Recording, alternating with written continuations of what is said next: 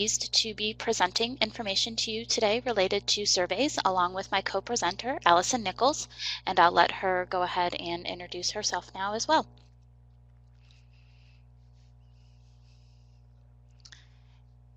You're muted, Allison.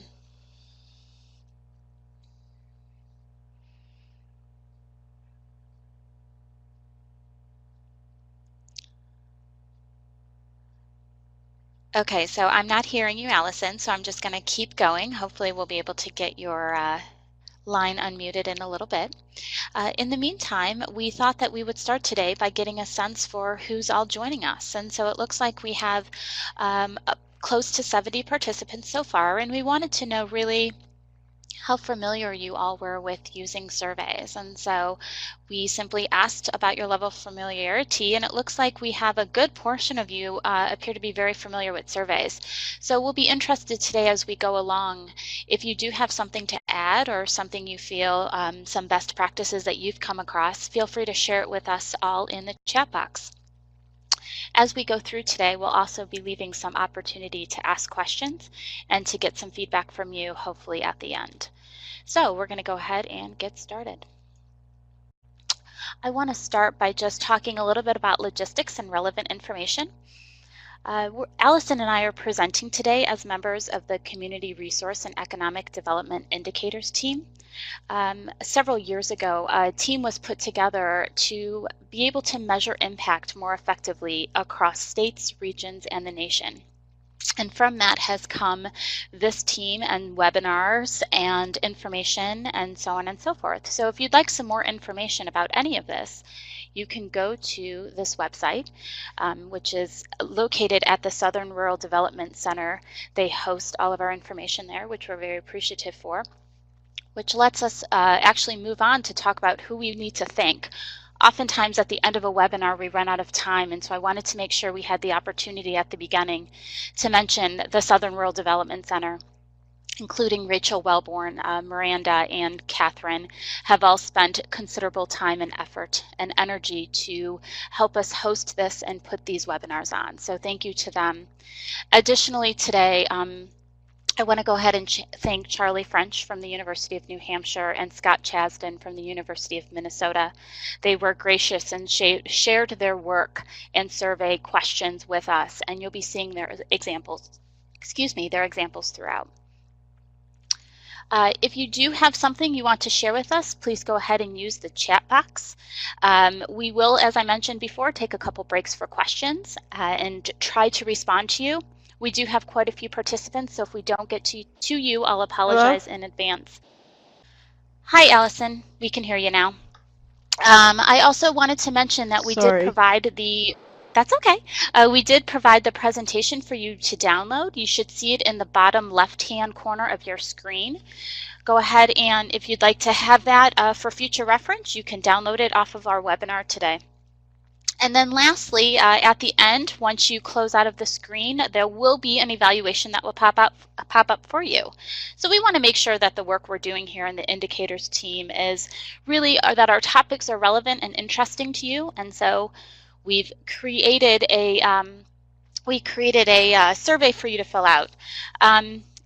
Dana Moore looks like she typed up that my name was covered. So one more time, in case you missed it at the beginning, my name is Rebecca Ciro. I'm with Washington State University. All right, so I am going to go ahead and give a brief overview of our presentation before I pass it over to Allison. So what we'll be talking about today is looking specifically at using surveys for community work. The indicators team is focused on figuring out how we can better measure the impact we have within extension at our community level. With that being said, all of the best practices being shared today can be used across content areas. So if you are not a community extension worker, please still feel free to hopefully stay on, and I'm sure you'll be able to pick up some interesting information you can apply to your area. We're going to be talking about some best practices for writing survey questions. We're going to talk about formatting when you're actually distributing your survey. What are some things you should watch out for? Once you get around to administering your survey, oftentimes fielding it is what we called it, we have some recommendations for you. And then we're going to go through a couple examples of some community development survey questions that have been successfully used to kind of give you a brief picture of what people are using throughout the US here. And then hopefully we'll have a little bit of time to talk to all of you to figure out what has worked, what best practices have you found when you've been doing surveys. With that, I'm going to pass it on over to Allison to let her take over.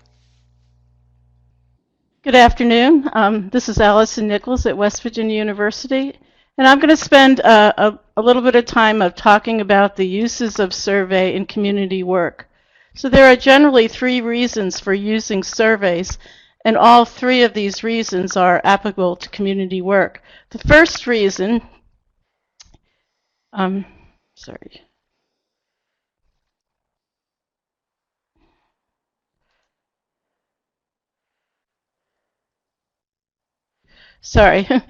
first reason is exploratory. If your purpose is to explore the issues facing the community and to gain a broad knowledge of community members' attitudes towards those issues, including the solutions they might be willing to accept, you might decide to use an open-ended survey design. With this type of survey, you can expect to gain new, sometimes unexpected, knowledge of community issues. From that information, you might also decide to create a more detailed short answer survey that can be used to describe your population. Hence, the next reason for using a survey, which is to describe a population, issue, opinion, or attitude. In order to describe your population as a whole, including all of these things mentioned on the slide, you need to construct a short answer survey with defined responses. These answers can then be combined or aggregated into descriptive statistics that will allow you to know how many people in your community fall into certain demographic categories or have similar attitudes and opinions. This information can help you design programs to meet specific needs. The third reason for using a survey in community work is to measure causality. You might choose to use a survey to show that your intervention has worked because people have changed their attitudes or opinions, or a problem has been solved. In this case, your evaluation protocol would include a pre-post or comparison groups or a randomized controlled trial, which would enhance your ability to say that the intervention made a difference. Next, I'm going to talk about when you should use a survey in community work. You should use a survey when you want to hear from as many people as possible.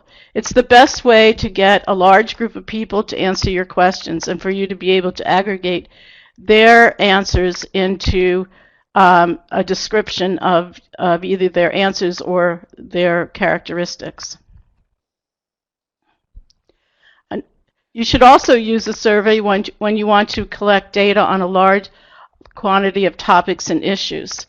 So if you had only a couple of questions to ask, then you might use an interview or even a focus group.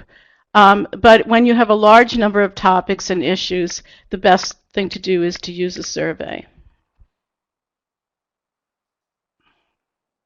The third reason is when you have access to a core group of individuals who can provide answers or opinions. So if you have a sort of an audience that you know that you can access real quickly and efficiently, that have the answers to your questions, that's a survey is a good thing to use. The fourth reason is when you have the ability to randomize your population for use in a causality study. A randomized study must be done according to protocol. It is expensive and it takes a lot of time. Another factor to consider in our extension community work is the ethical question related to whether or not we can deny a program to certain individuals in order to create comparison groups. Sometimes we cannot do that. One solution to this dilemma is to offer parts of the program for the study and then give them the full program after the study is over.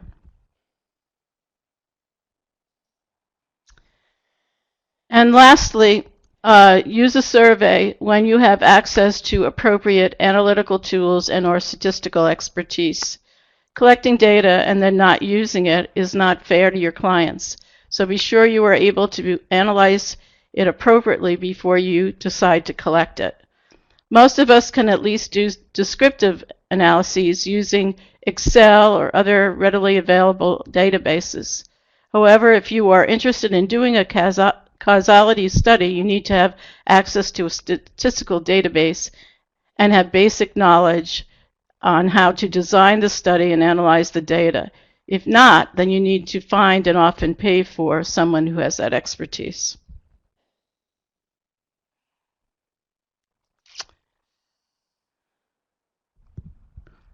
Okay, number 6 was sort of part of number 5 there.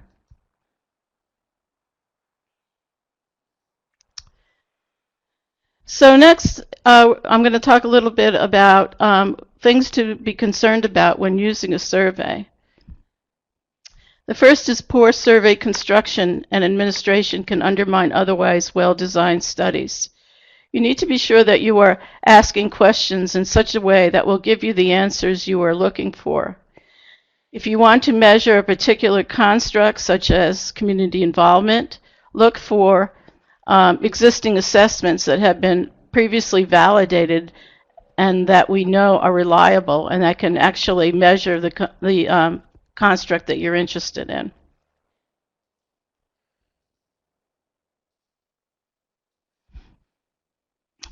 The next thing to consider is the response rates, because they can sometimes bias the results. If response rates are low, you might be hearing from only a specific group of your clients, such as those who like you or your group, or those who have access to computers, or those who are literate versus illiterate, or those who live in a particular area.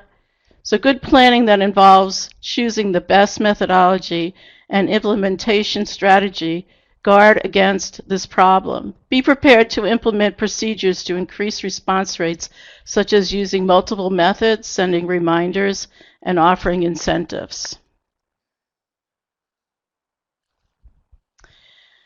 The third thing to consider about using a survey is social desirability bias.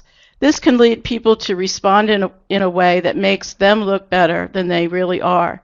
For example, a respondent might report that they engage in more healthy behaviors than they do in real life.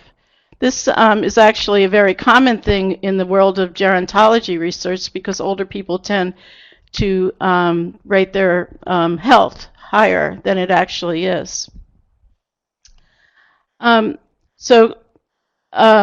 Questions can be designed to ask for some information in different ways. That's one way of getting around this.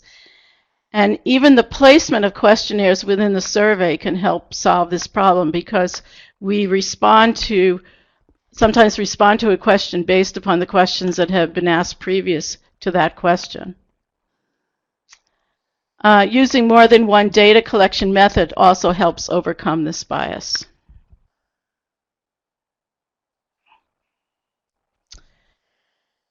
The last thing to consider about using a survey is answer choices provided on a survey may not be an accurate reflection of how the participants feels. Surveys should be piloted with a number of members of the community or people similar to them.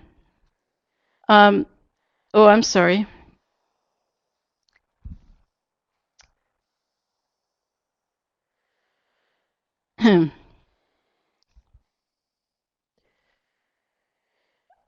So it's a good idea to administer the survey to a few people. This is called a cognitive interview, and it gives you a chance to see whether the survey works and whether people can find people similar to the ones that are going to be your actual participants in the survey can actually find the answer that they're looking for in the list of answers that you provided for them. So you might have to adjust it and add some more answers. Another thing that you can do is use the other category and leave them a space to fill that in.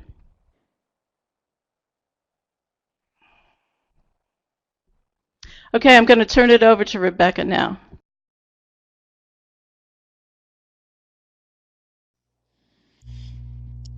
Thanks, Allison. We'll go ahead and take just a very brief break to make sure that no one has any questions or comments about the material that Allison just covered.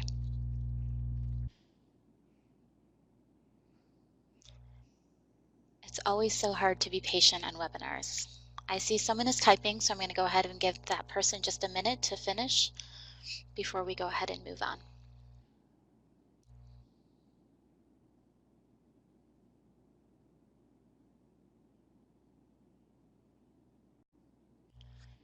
Are there libraries of validated questions available? Allison, do you have anything you wanted to mention about validated questions? Yes, there are well, there are many places that you can go to access surveys and questionnaires that might capture the topic or construct that you want to measure. Just last week in my class, I was showing the students on a good place to go is our CipherNet site, which is part of Extension and part of the CIFAR program, which stands for Children, Youth, and Families at Risk. And on that site, you can go into their survey section and look for something that you're interested in. And there are community development kinds of questionnaires on there. There are also things related to youth and families. So that's one site. There's also the behavioral and mental health areas also have a number of books with standardized questionnaires. Sometimes you have to pay for them. Sometimes you have to ask permission. But there's a lot of opportunity. Just school around online, or perhaps Rebecca and I can provide some examples after this workshop. Thank you, Walt. I was actually going to recommend the same thing. Allison, if you have the specific URL for that CIFAR site, that would be great if you could type that into the chat box. Another option, if you're looking for specific survey questions, as you're reviewing journal articles and doing a literature review, you might come across a study that was especially interesting to you. Sometimes if you reach out to those authors, they'd be willing to share their materials with you, and oftentimes those have been validated. And so you could always use other people's information if you are able to get in touch with the author. Oh, and I see both Allison and Kendra have shared that information with us. All right, so what we're going to do now is go ahead and move on to writing survey questions. Really what Allison and I are talking about today is ways to reduce error when you're doing surveys. Typically, there are 4 types of error that occur. The first is coverage error. This is when there's a gap between your sample and your population. Measurement error is when there are imperfections or errors that occur as a result of your how the data is collected. So, for example, your questions aren't well written, which is what we're going to be talking about in just a minute. Beyond that, there's also non-response error. So, for example, if you have the sample that you've chosen to collect information from isn't responding to you, and as Allison just mentioned, you end up with a much smaller sample, you could end up with making some assumptions about your population that are simply untrue. And then there's a sampling error, which the majority of you, I'm assuming, are familiar with that idea that the degree to which your survey is different from the true value of what's the population that you're collecting information from. So as I mentioned, really what we're trying to do is find ways to reduce all of these, get them as close to eliminating them as possible. So one way to reduce measurement error is to make sure that your survey questions are written in a clear, concise manner. So how do you do that? What are some best practices? The first one, the most frequent error I see when someone sends me a survey to review is that they often ask more than one question at a time. This is referred to as a double-barreled question. This is when you're putting multiple topics into a single question. And it can cause issues for respondents. And it can cause issues for your analysis. So here's an example. Now that you've completed the leadership cohort, how would you rank your facilitation and strategic thinking skills? And you might provide the person with a Likert scale to fill out.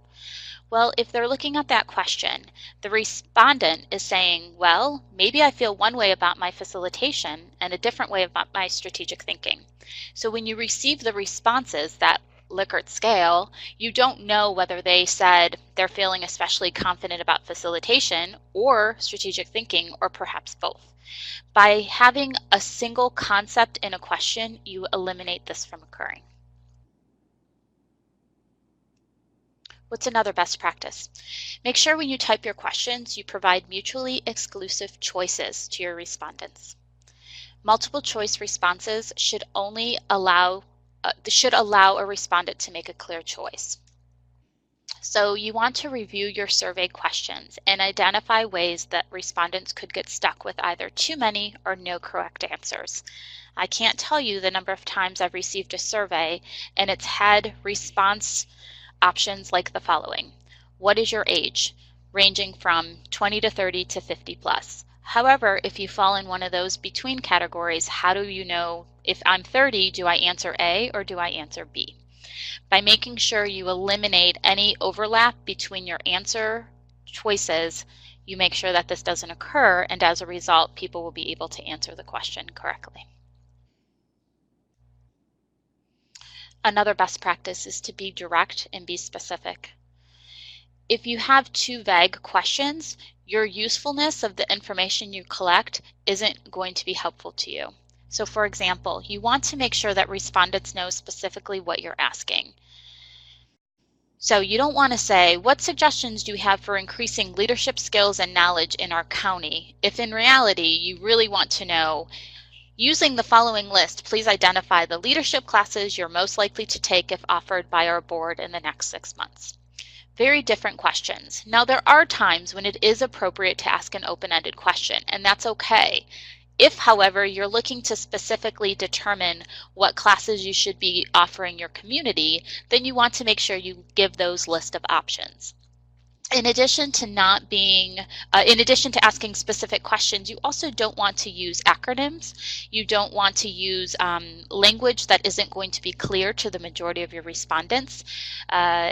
Just make sure that when you write the question, it's at a reading level that is going to be understandable to the people taking your survey.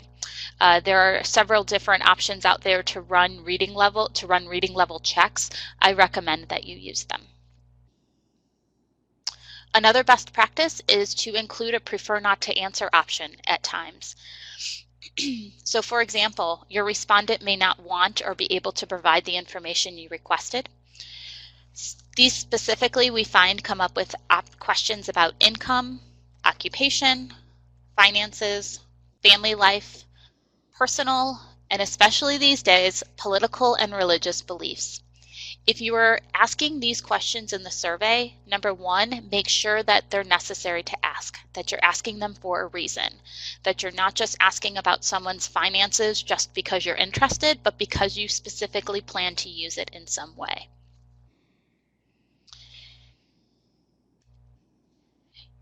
You also want to always include an option to not answer. So give them a not applicable, a prefer not to answer, or so forth. The reason for doing that is that if a person skips a question, whether it's on a written survey or on an online survey, you don't know whether they read the question and just chose not to answer, or if they didn't even see the question in the first place. By providing a prefer not to answer option, you know that that question was read and they're specifically choosing not to respond to you.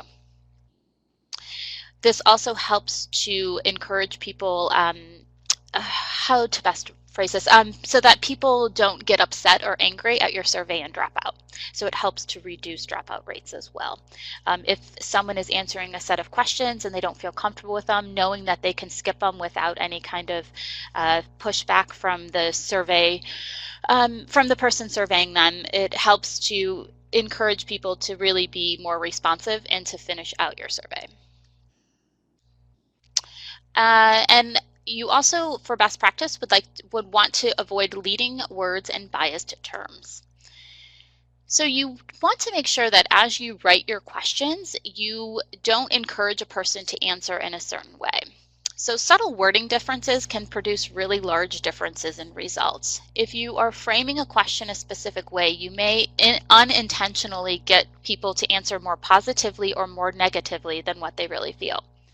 As an example, there's actually research that's been done that has shown that using could versus should versus might, while they seem similar, they actually have shown to produce about a 20% difference in agreement to a question. So you want to be very careful with your word choices. Using very strong words actually introduce bias to a question. So you might be doing that unintentionally, but as a result, you would create measurement error in your responses. So if you were to ask a question, do you think the government should force all households to recycle? You are right there showing a bias about how you feel about recycling. It would be much more advantageous to simply ask, do you think people should recycle or not recycle, or something along those lines. And then finally, you want to make sure that you cover as many answer choices as possible if you're giving those. So you ask yourself, are all options covered or not? And if you're unsure, you can conduct a pre-test or a pilot using other, please specify as an option. General rule of thumb, if more than 10% of your respondents in a pre-test or otherwise select other, you're likely missing an answer from your list of answer choices. If you do a pretest, you can always review these other answers and then add the most frequently mentioned new options to the list before you decide to use the survey with your entire population. All right, so before we move on, whoops, I'm sorry, I had one additional slide here that jumped out at me. Finally, for last best practice, you want to use a balanced scale whenever possible. One of the most frequently used survey questions is a Likert scale, where it's range from whether it's strongly disagree to strongly agree, or something similar to what we asked in the beginning with level of familiarity. Those are all Likert scales. You want to make sure those are balanced whenever possible. So unbalanced scales could be appropriate for some situations, but you need to be very careful because they could promote bias in others. This is an extreme example, but you get the idea. What's your opinion of the business development in our country? Do you think it's pretty good, ranging all the way to the best ever? Obviously, when you don't have any negative options on your scale, then everybody's going to either skip the question or be positive about it, which isn't going to be a very accurate assessment of how people really feel about business development. You also want to make sure that your scale points represent equidistant points on a scale. So for example, research has shown that common Likert scale of strongly disagree ranging to strongly agree have about the same equal conceptual distance from one point to the next. When you do a Likert scale, you want balance, and then you also want to use words. Oftentimes you'll see a scale with just numbers 1, 2, 3, and 4, and someone is supposed to choose the number that they agree with. However, those scales have shown more error than the ones that include a specific language associated with that number. So not only should they be equidistant, you should also use specific language to explain what you mean by a 1 versus a 2 versus a 3 and a 4. Now that brings us to the end of best practice. So before we move on to survey distribution and formatting, which Allison's going to cover, I'm going to take a quick break here in case anyone has any questions.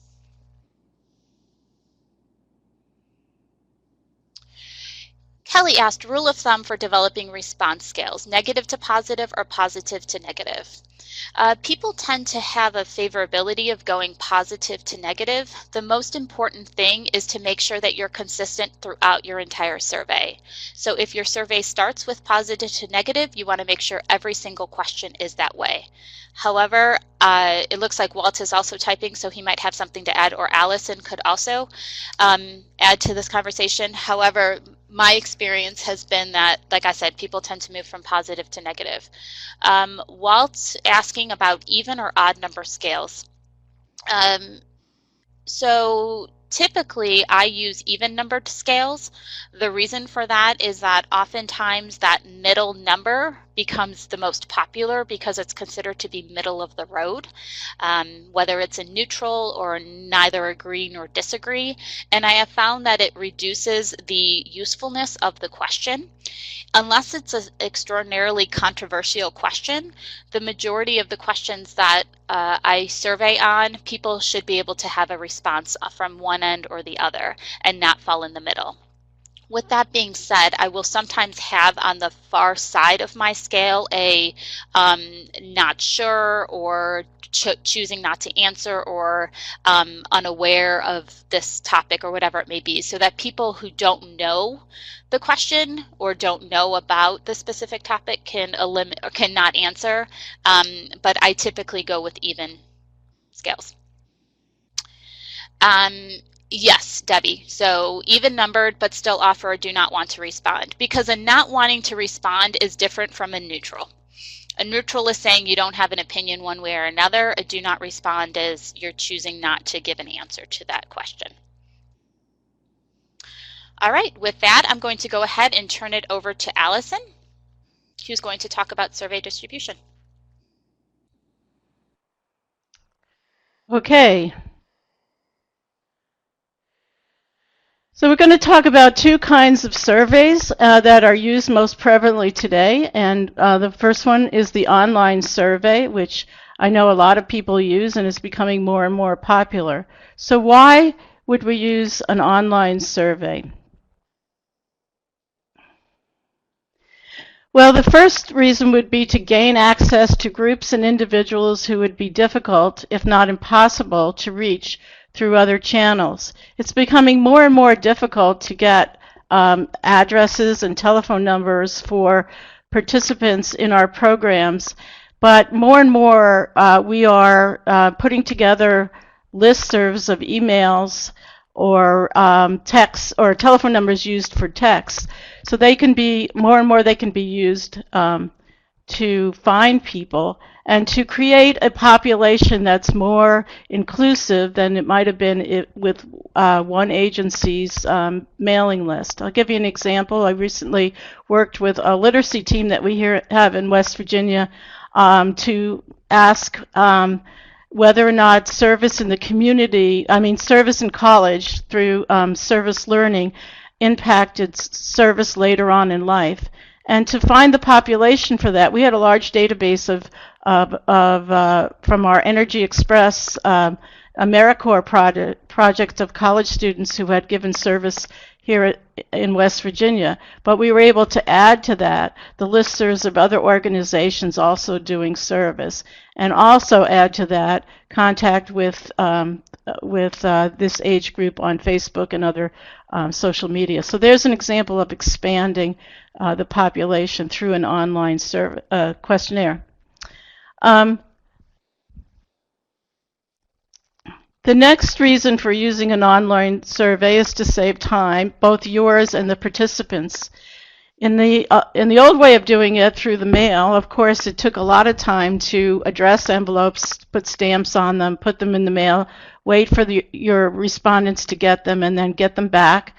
And then you had to input that data into some kind of a database. And so with an online survey, obviously you can reach those people very quickly, and when they answer the survey, it goes directly into the database. It also saves the time of your participants, because they would have to write out the answers to their survey, put it back in an envelope, or find an envelope, find a stamp if you didn't provide one, and get it back to the mail, in the mail to you. So it definitely saves time and money, which is the next one actually.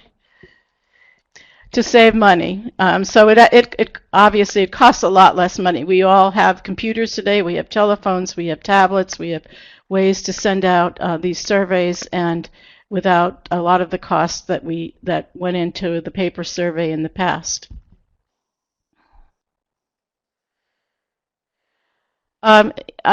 The next one I'll have this same point on both the online service and the paper survey because they can be used to augment one another. If you have the time at some point, you might check out one of our colleagues at the University of Florida named Glenn Israel, who has done some very interesting research on how to increase the return on surveys by using both a mailed paper survey and an online survey. And the combination of the two together increases the number of people who respond to the survey. So it's something to consider. Another reason for using an online survey is to, of course, engage younger and tech-savvy populations. More and more, we're just not going to be able to reach people through the mail. We can still reach them in paper surveys at events, of course, but we will have a lot more difficulty reaching them in the traditional ways. And so we have to find better and better ways to use online surveys to get the information that we need and want.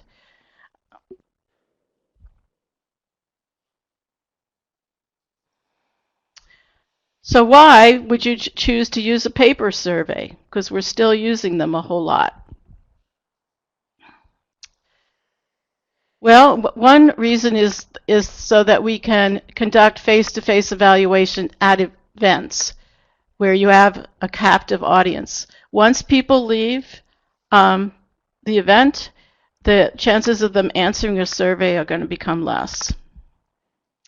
We also want to use a paper survey sometime to make sure that our sample is representative. When we can actually see the people who are filling out our survey and know that they are actually participating in our event or our program, we know that the sample is much more representative than if we were to send it out in an online type of way.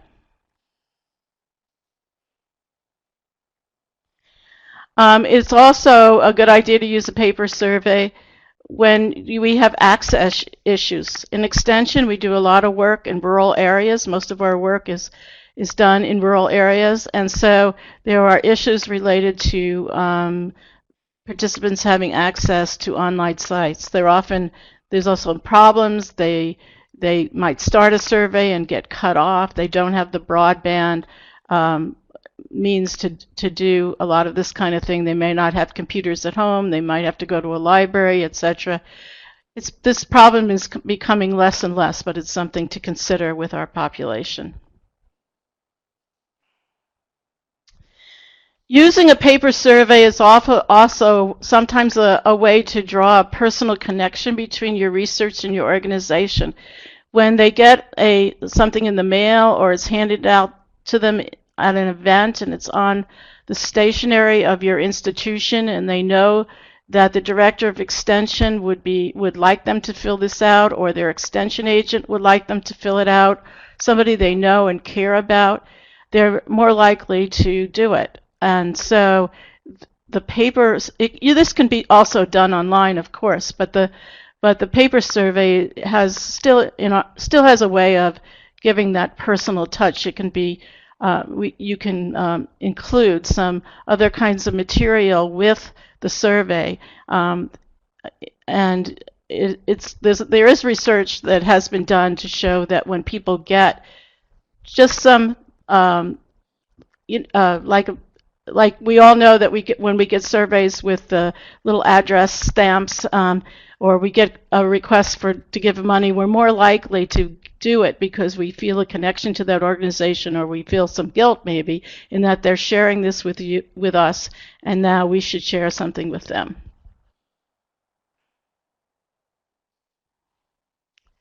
And again, you can use a paper survey to augment an online survey. You can use the two together to reach different types of audiences.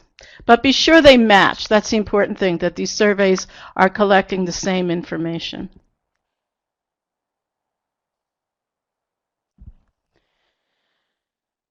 I'm going to talk a little bit now about tips for preparing surveys. And Rebecca talked about the good questions to ask on the survey, but that's not the only important part of a survey.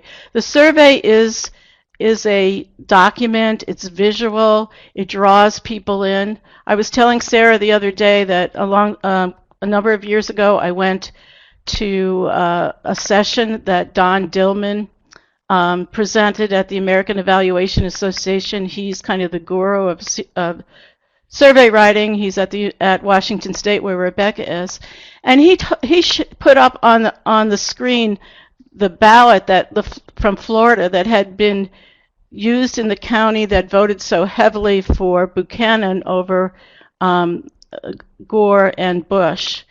And if you looked at that that ballot, which is really a questionnaire, you could see that there were so many aspects of it that visually kept even people from finding the Gore's name, which was over on the right side of this document, and Buchanan's was immediately underneath President Bush. So where the answers were placed on that ballot were in an unusual place.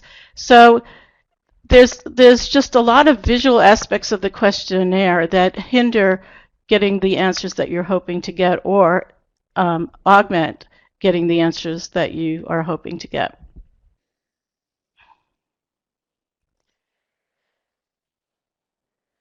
So first of all, by looking at the questionnaire, you should be able to, the respondent should be able to know exactly what the question is. And to do that, you could do a couple of things. One is to be consistent in the way that you write your questions, and the type and font that you use, the size of the font. It's a kind of a best practice, a good idea to bold the questions and not bold the answers or the response categories so that the question stands out. And another thing is to number the questions. So immediately when looking at the questionnaire, you should be able to tell what is the question, where are all the questions, and where are all the places to put my answers.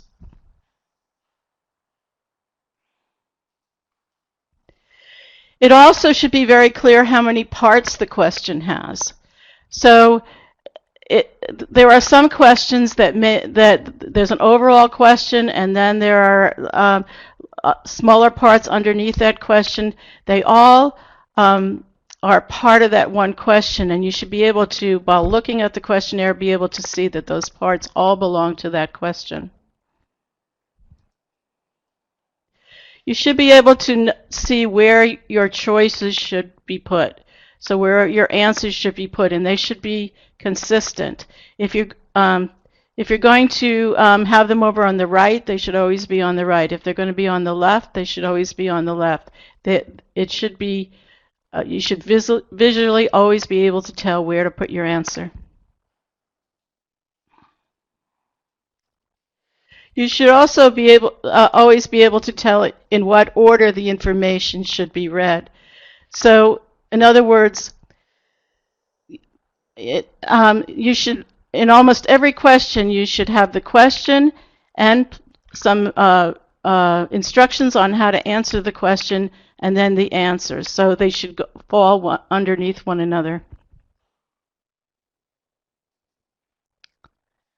So in designing your questionnaire, consider things such as color.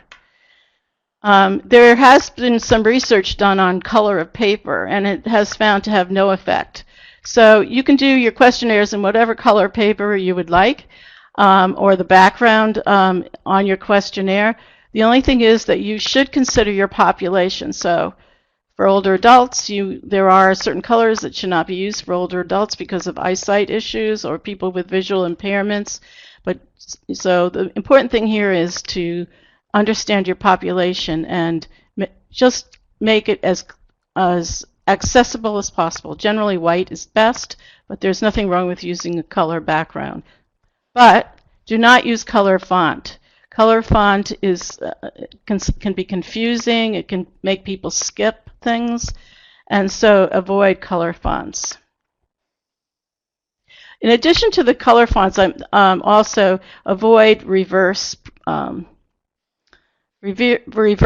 In other words, black backgrounds with white words. We think that that's going to draw people in, but actually does the opposite. It actually, we tend to pass over that text that's in a box that's black with white letters. So avoid that kind of reversed font use. Spacing. Spacing is very important on a questionnaire. So each question should have a double space in between them so that the reader knows that this is a new question.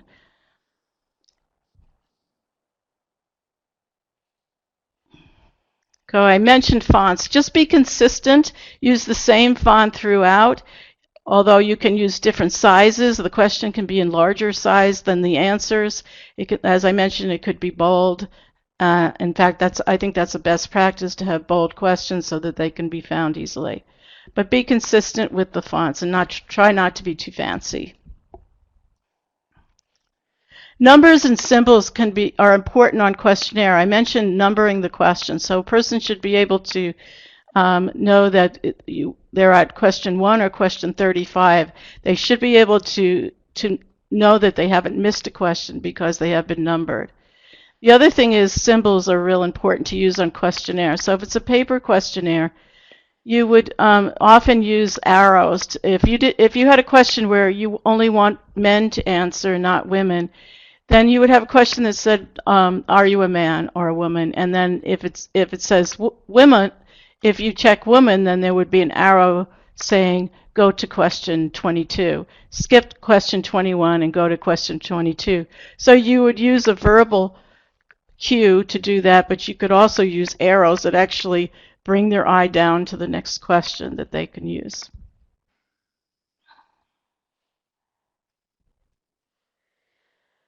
So generally speaking, the format should be very easy to understand. And some things that you should not have in your format is too many boxes and grids next to each other. They should be separated out. A very popular format in extension is the retrospective questionnaire format, which is often called post then pre. So in other words, you would ask the question, right now, I believe that my community is a beautiful place. But before I came, I believed my community was not a beautiful place. In other words, you would pick strongly agree to strongly disagree for those kind of statements. My community is a beautiful place. And then we would use a t-test or some other kind of analysis to look and see if there was a change. That's called a retrospective program questionnaire. It's used post-program. It's not. Some people think that it's the same as a pre-post questionnaire, but it's actually not. But it's often used because people think that because people don't know what they don't know. In other words, if they don't know which foods contain vitamin C, they might say they eat a lot of foods containing vitamin C, but then when they learn that what they really are, they may in the post survey say that they don't, and it looks like a failure, but actually it was not a failure. So that's one of the reasons for using it. My point here is that those formats are often placed side by side, and it's very confusing to have to go back and forth on the left and then the right, and the questions are in the middle. So it's generally speaking to make it as simple to do as possible to separate those kinds of grids and make each question and each group of questions separate.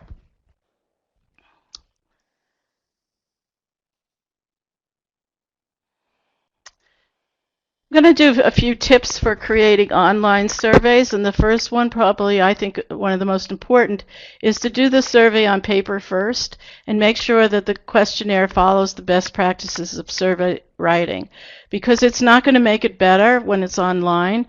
In fact, it might make it more confusing. So be sure that your questionnaire works. Test it out when it's still on paper before you put it up online, and then test it again online.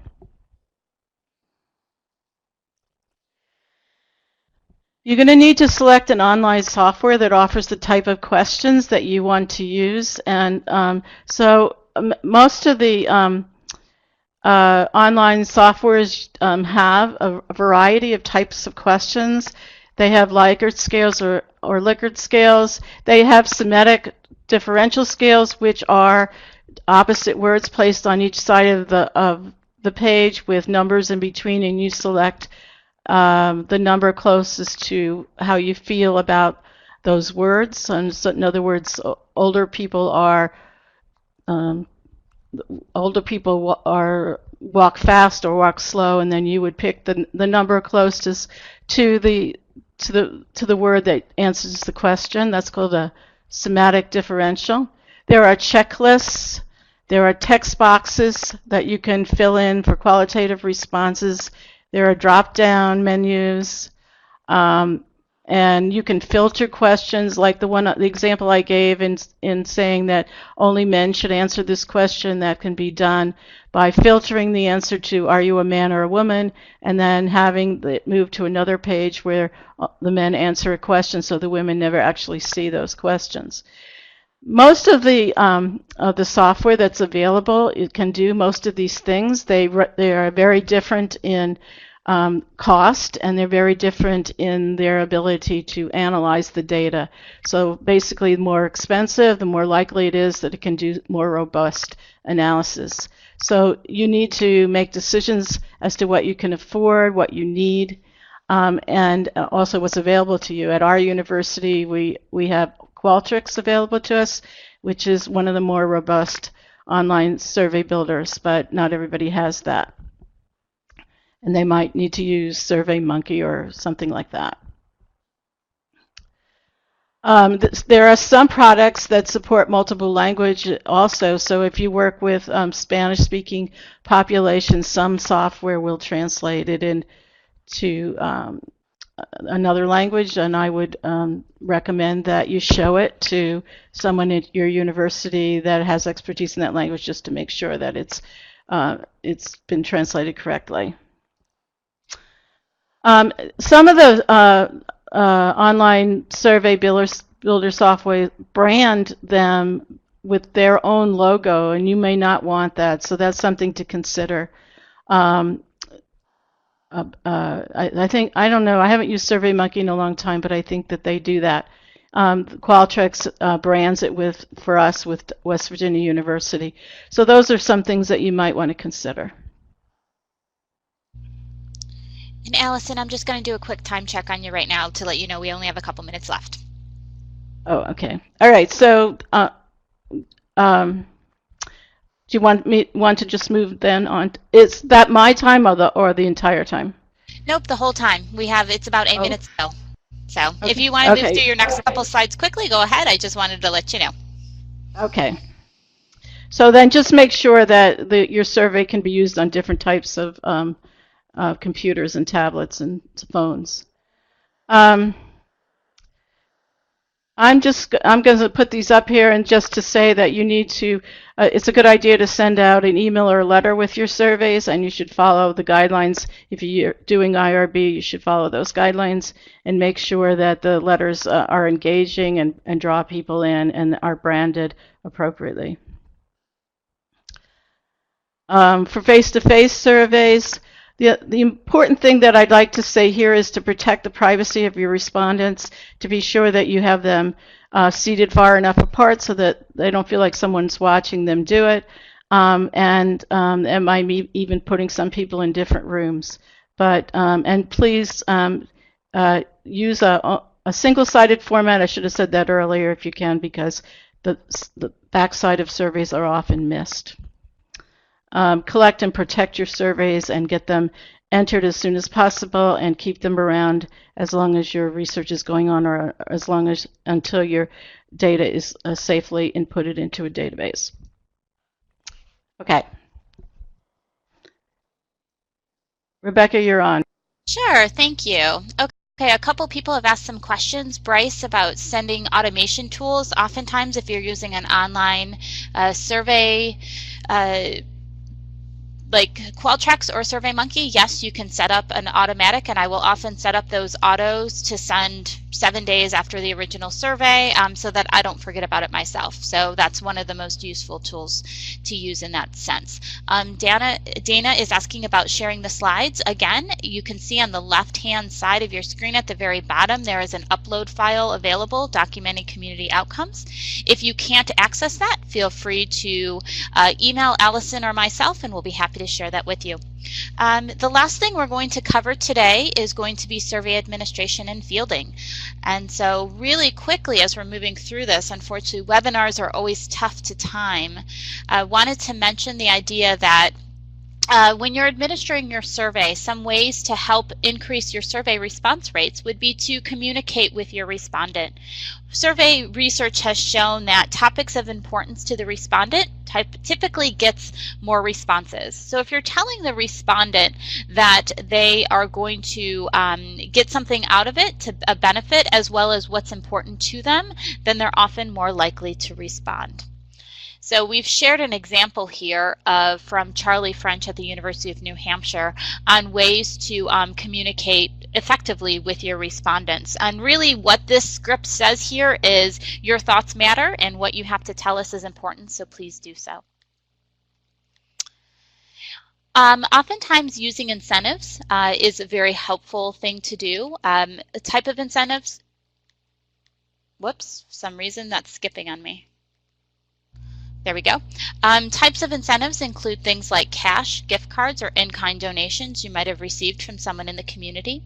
You can either do an individual incentive, such as if you fill out my survey, you get a $5 gift card to a local store, or you could do a raffle to have a larger impact, so maybe a $50 to $100 gift card for everyone who enters their name into a drawing.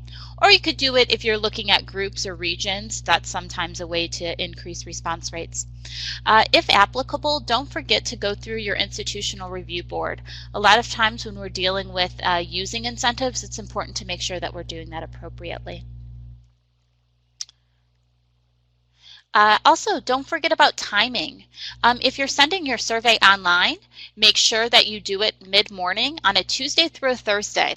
People often dismiss emails they receive on Fridays, and Mondays are often too busy. Send at least one reminder. We talked about that idea of doing an automated reminder.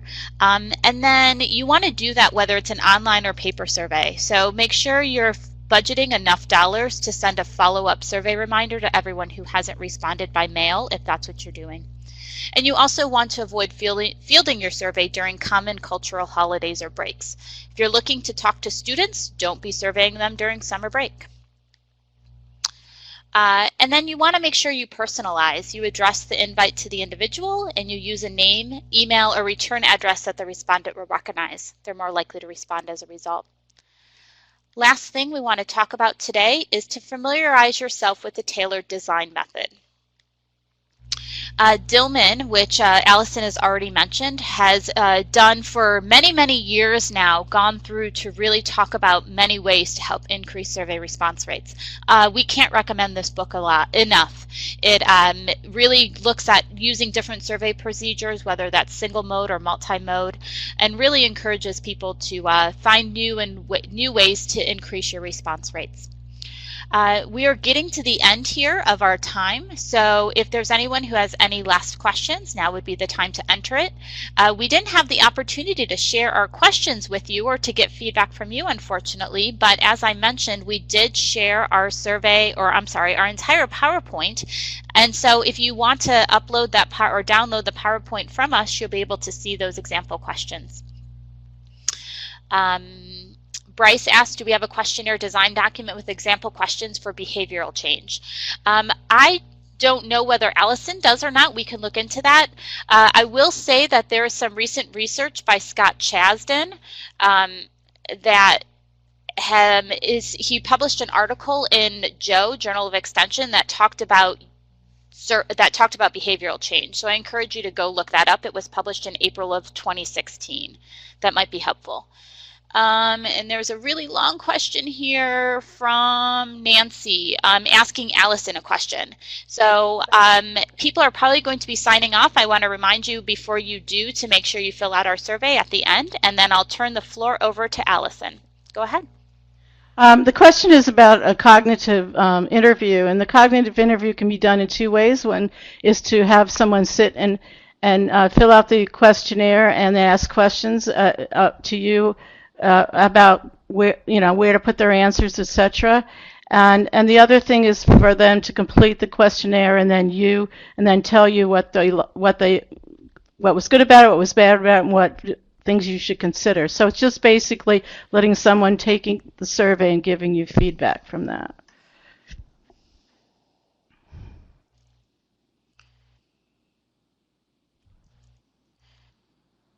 And I just went ahead and typed in the behavioral change that someone had asked about, the article in Joe that Scott Chasden did.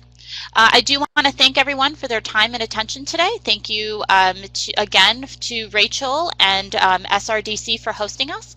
I hope everyone has a great afternoon. Thank you. This is Rachel. I just want to remind everybody, if you haven't yet, to just real quickly in the chat box put in your state and your university, and that just gives us kind of a record of who's been able to join us today. Thank you, Allison and Rebecca. Really appreciate all the information that you shared. Thank you, Rachel. You.